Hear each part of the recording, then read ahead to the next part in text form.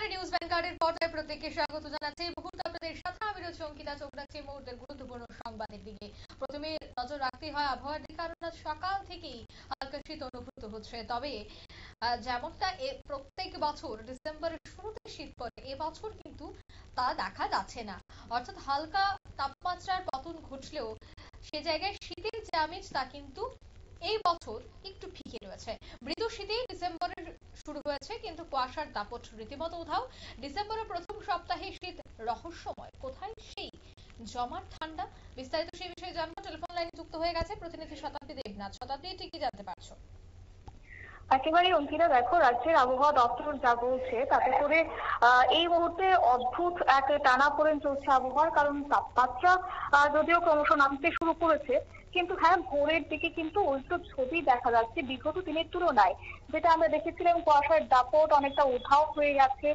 এবং তোমার তাপমাত্রা কমলে সেই ক্ষেত্রে আমরা বিগত দিনে দেখেছিলাম কুয়াশায় মোড়া ছিল শহর, রাজধানী আগরতলা থেকে শুরু করে জেলা, কিন্তু আজ সে ছবি দেখা যায়নি।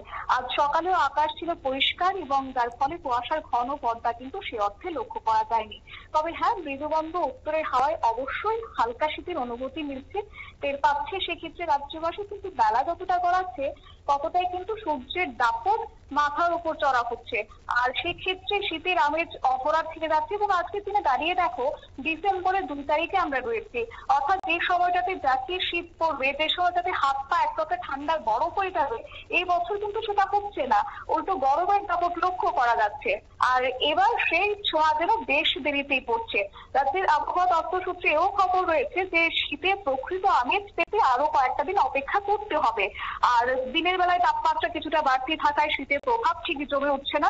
তবে হ্যাঁ, এক্ষেত্রে আমি বলতে পারি আপাতত কয়েকটা দিন কিন্তু অপেক্ষা করতে হবে, কারণ উইকেন্ডে শীতের কামড় টের পেতে পারে রাজ্যবাসী, এমনটাই পূর্বাভাস দিচ্ছে আবহাওয়া দপ্তর। কারণ মাঝে যেভাবে তোমার একটা ঘূর্ণিঝড়ের দাপট বয়ে গেছে, সেটা তোমার জিটুয়া থেকে শুরু করে আমরা বিভিন্ন ঘূর্ণিঝড় দেখেছি এই বছর। তাই মৌসুম ভবন সূত্রের খবর যে আরো 4 থেকে 5 দিন অবশ্যই অপেক্ষা করতে হবে, এবং এরপরেই তোমার 2 থেকে 4 ডিগ্রি তাপমাত্রা কমতে পারে।